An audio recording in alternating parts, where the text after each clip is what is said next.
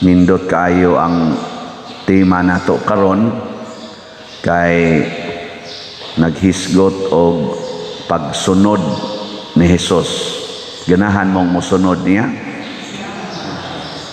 Itawag ni siya discipleship sa in English. Musunod ba?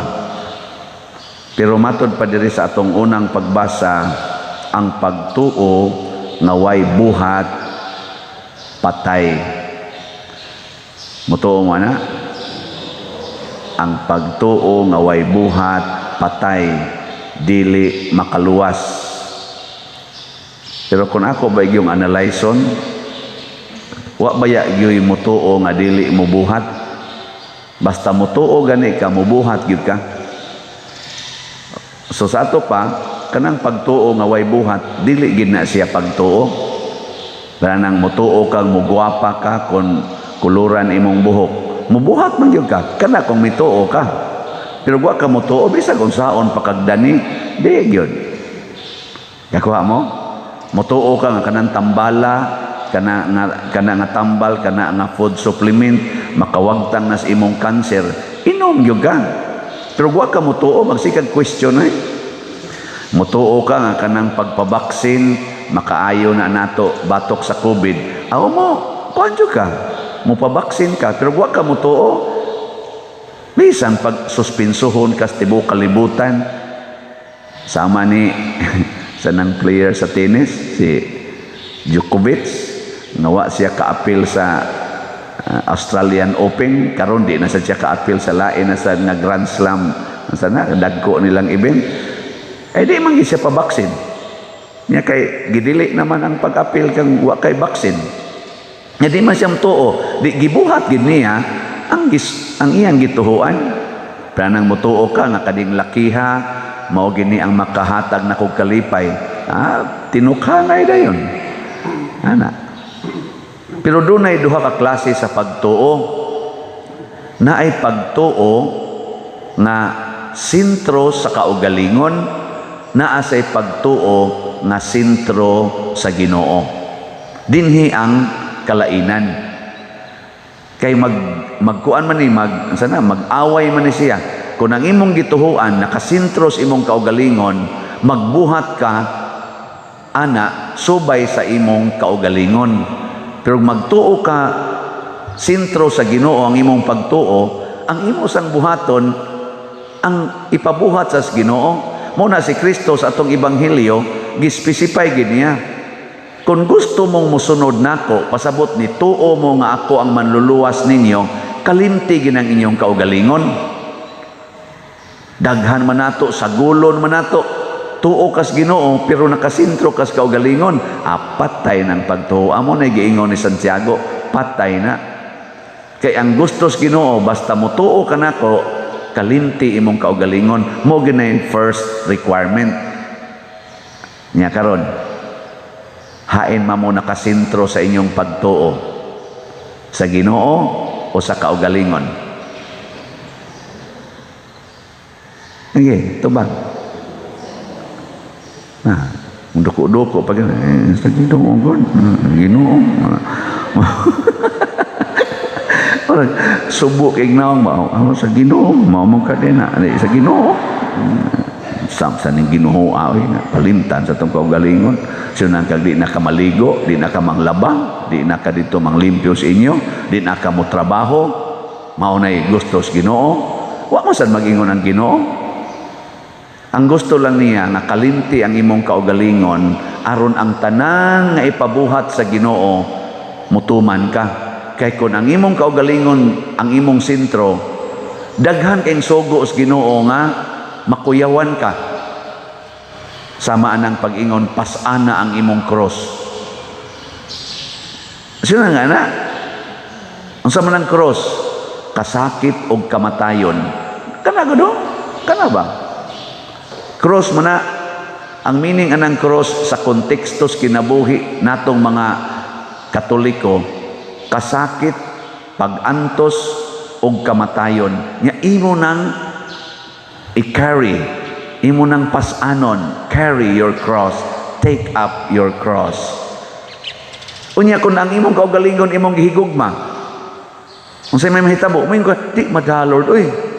Reklamo dayon ka, yung ginawa. Kaya sige magtanaw si imong kaugalingon. Naabot tayo mo text na ako, pa-counseling ana sa text, dahil ingon pa der, mabuang nagyog ko ani. Nganong mabuang man ka? Perting daghanang problema. Ang akong bana, nangitaglain, nataktak pa kus trabaho, di apay akong anak, ako palang bagong nadiskubrihan, nga misuyop, di apakoy anak pa der, nga babae, gasigig puyo-puyo, aning minyo, nga laki.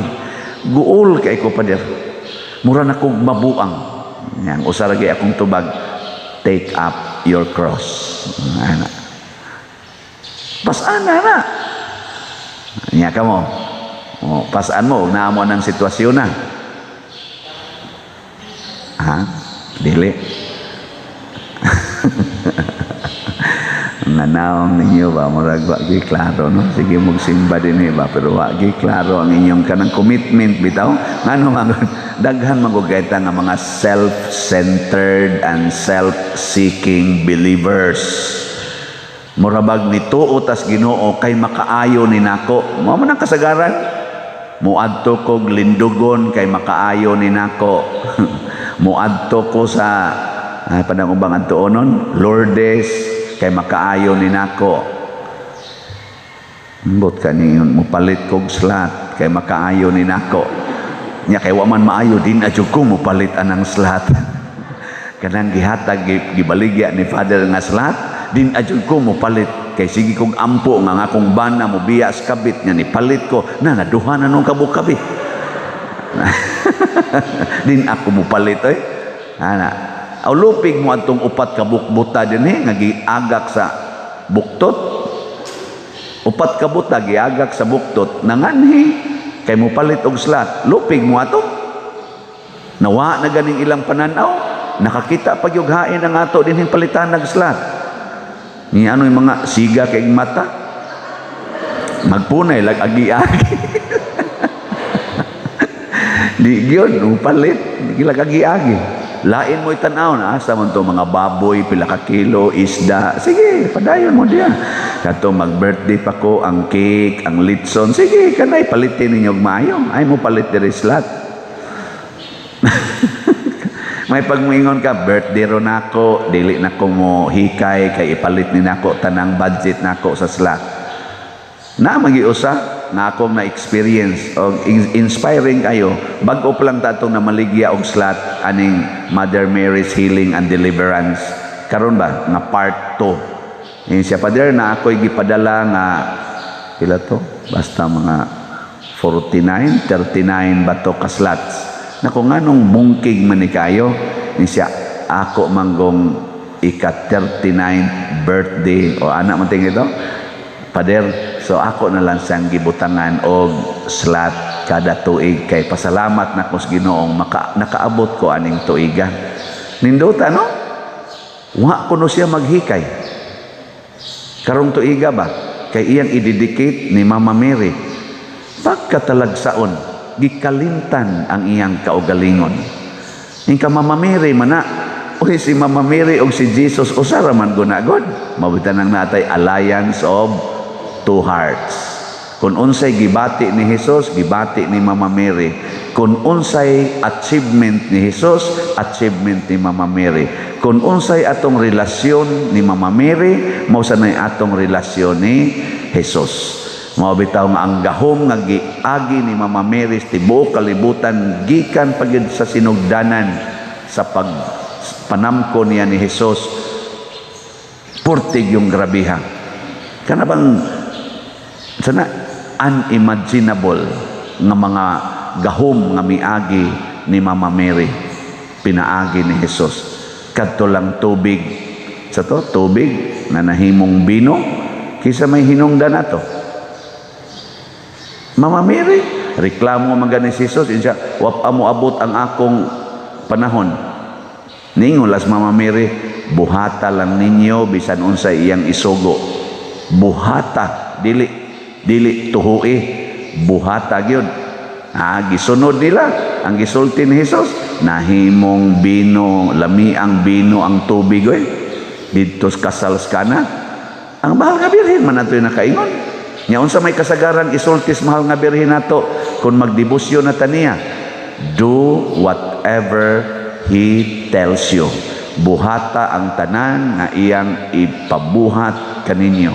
Mao na kanang mamalit tag slot dinhi para sa simbahan or mudunit mo bisan asa nga simbahan or bisan kinsa nga inyong hatagan sa ngalan sa simbahan, inyo nang gibuhat bungas pagtuo, luwas gid mo ana, maluwas.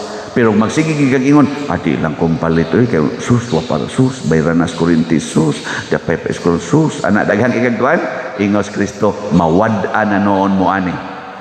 Tanawan ng tao nga particular kwarta, matud pang Kristo maangko nimo ang tibuok kalibutan. Tanawag na ba sila'y pahuway, hapit na lang silang mamatay, kanang busy kay ilang kinabuhi, sige lang yapong pa-increase anang ilang kwarta nga unta, bisag tabunan pa sila sa ilang kwarta, din ana sila kaginhawa kay perting dakuas kwarta na ilang natigom, pero sige lang yapong tigom o nya kay dagko naman gikislag kwarta, bilyon naman, ala magkuntis-kuntis na sa kinsay pinaka daghan og billions, perting kapuya makikkuntis ka ng bilyon kapoy, adi wa mo kapuya, ako gani gikapoy na kong gahuna-huna, wa man sa gyud ko bisan og 1,000 na ako'y 1,000 stipend di ay, pero kamo naamoy bilyon diha, kinsay na ay bilyon tas ang kamot nganong man kamo palit og slot. Wa okay, kapalit usa kay ngano man kuwangan pa kay nakigkuntis ko sa akong isig ka milyonaryo, nakigkuntis ko sa akong gitawag ni siya og competition, wealth competitions. Mo nang doon natay ranking kinsa mo kay bawo mo kinsa roy pinaka top billionaire out of mga pila na sila kabuk billionaires mga 1,000, 2,000 ba na sila ka billionaires throughout the world, kinsay pinaka-top nila? Hala mo diya. Naaranas Google i-search sa ninyo sa Google.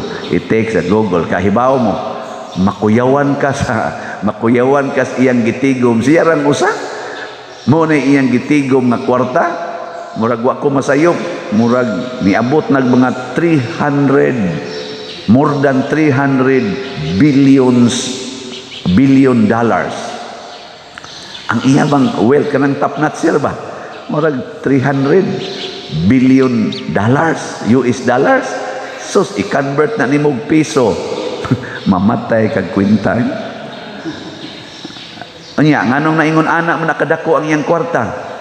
Kay gusto niyang ang iyang pagtuo ba nga ang kwarta gyud mo'y makaluwas, ang kwarta mao'y makalipay, ang kwarta mao'y makahatag og kalinaw sa iyang kinabuhi og katagbawan.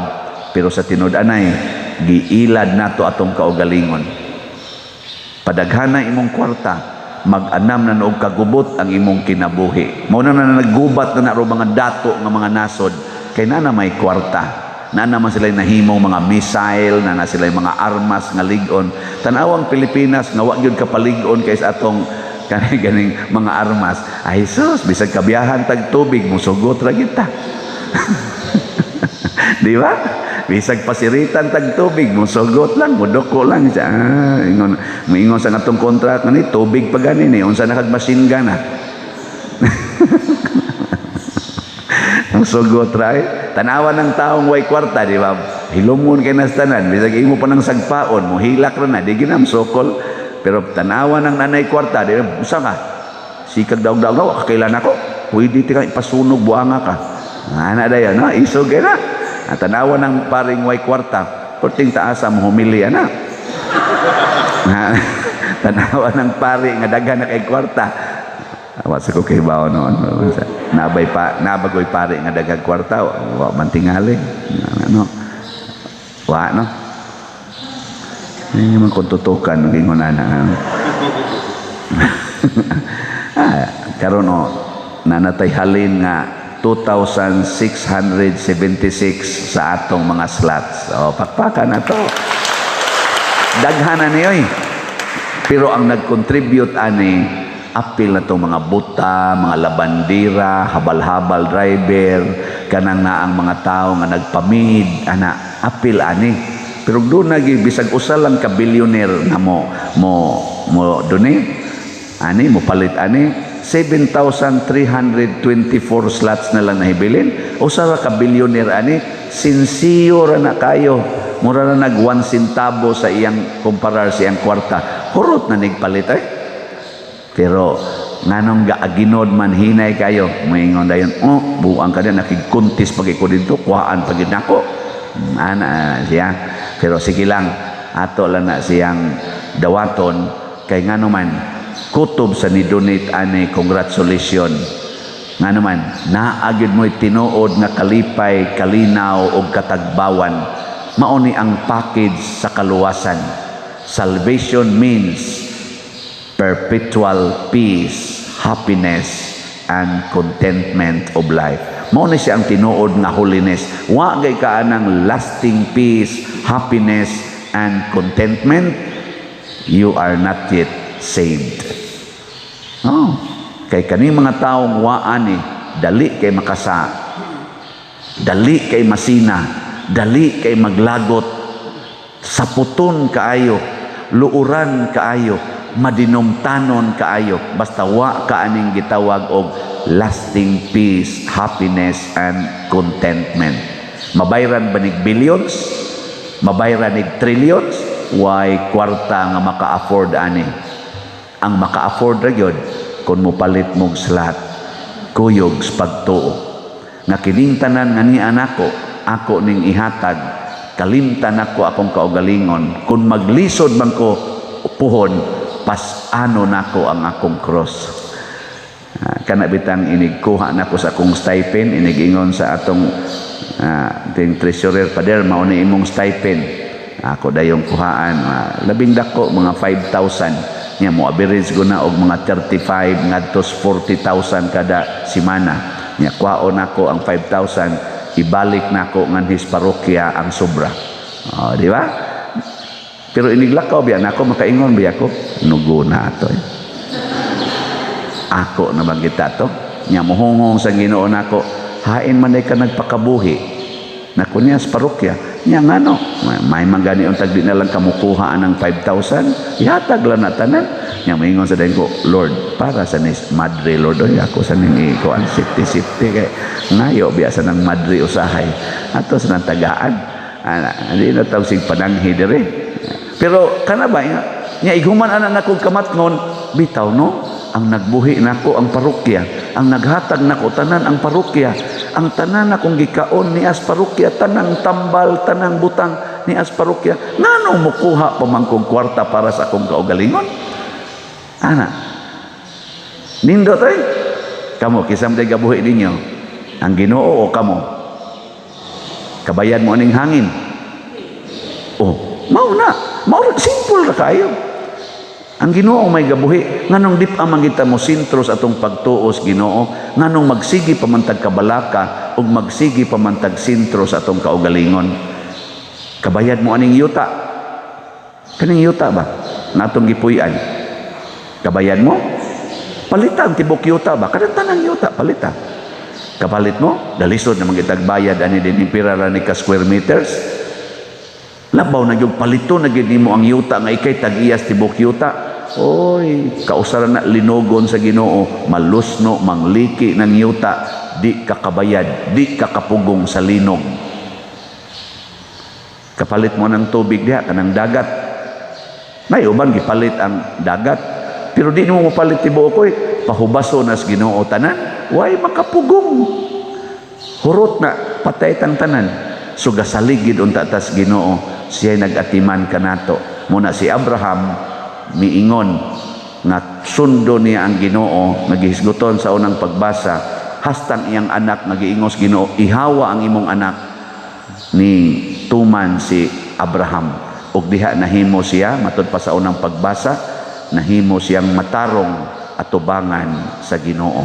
Hinaot maliwatan ni Abraham. Nindog na ta.